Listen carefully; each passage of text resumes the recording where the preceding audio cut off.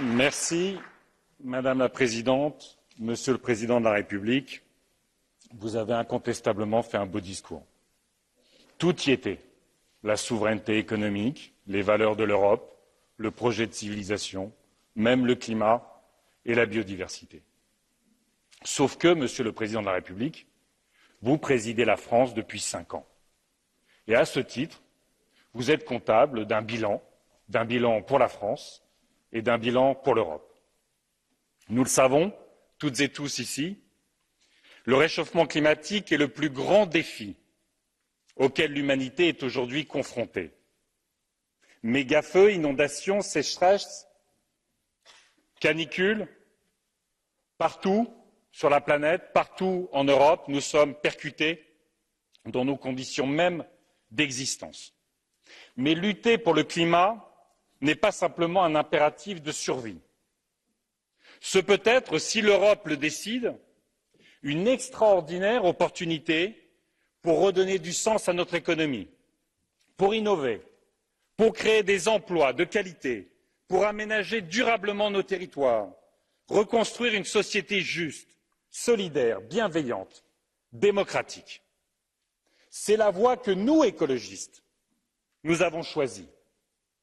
Vous suivez, Monsieur le Président, une autre voie, celle d'une alliance climaticide avec la Pologne et la Hongrie. Vous promouvez le gaz pour sauver un nucléaire condamné à la faillite. Et vous sacrifiez, ce faisant, l'ambition climatique de l'Europe. Vous resterez dans l'histoire, Monsieur le Président de la République, le président de l'inaction climatique. Parce qu'au fond, vous êtes un climato-arrangeant. Vous préférez signer des armistices avec les lobbies plutôt que de mener la guerre contre le dérèglement climatique. Vous préférez procrastiner, tel Meryl Streep dans le film Don't Look Up, reporter, renoncer, fantasmer sur des solutions dans 10, 15 ou 20 ans, plutôt que de décréter, comme nous voulons le faire, la mobilisation générale. Cette mobilisation générale, la jeunesse l'attend. Cette jeunesse si terrifiée par la catastrophe écologique.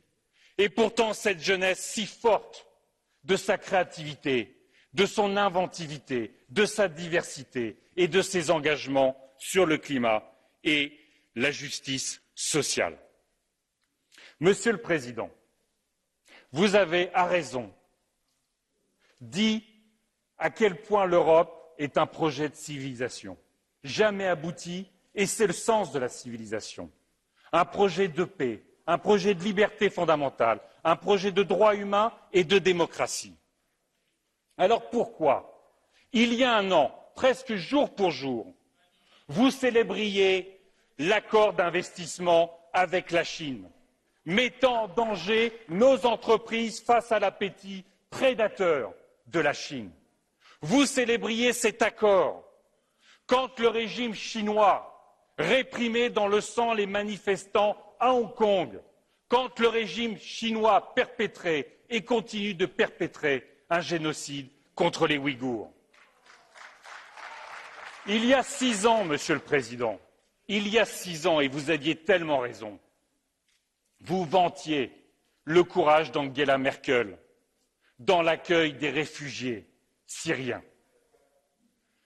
Vous savez, le 24 novembre dernier, 27 migrants se sont noyés dans la Manche, rejoignant les milliers de morts qui sombrent à nos frontières. Parmi les victimes, il y avait Mariam. Mariam, c'est une jeune Kurde de 24 ans, Kurde irakienne. Ces Kurdes qui ont combattu avec tant de courage l'État islamique et que l'Occident a abandonné. Cette Kurde, Mariam, rejoignait son fiancé. Elle n'était animée que par le désir de vivre et d'aimer. Elle s'est noyée. Alors pourquoi, Monsieur le Président, vous décidez chaque jour à Calais d'arracher les tentes, d'humilier ces survivantes et ces survivants, de les maltraiter, de les condamner au désespoir. Monsieur le Président de la République, cessez de tendre l'oreille aux théories fumeuses et nauséabondes du grand remplacement. Occupez-vous de la réalité scientifique du grand réchauffement. Merci. En vérité, vous l'avez compris, Monsieur le Président, nous avons une divergence de fond sur l'Europe que nous voulons. Notre Europe ne sera jamais la vôtre, celle du renoncement climatique, celle du glyphosate, celle de la circulation sans entrave des biens, des services et de la finance, mais des murs, des barbelés, des miradors et les humiliations pour les femmes et les hommes.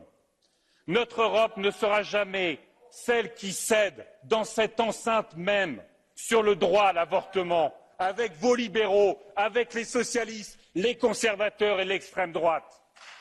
Notre Europe sera toujours, Monsieur le Président, celle de l'innovation, celle de la démocratie, celle de la dignité, celle des libertés, celle de l'avenir, celle de la jeunesse. Eh bien, j'espère, Monsieur le Président, que cette Europe-là attirera votre action. That's it. Thank you. Thank you. Let's go. Next.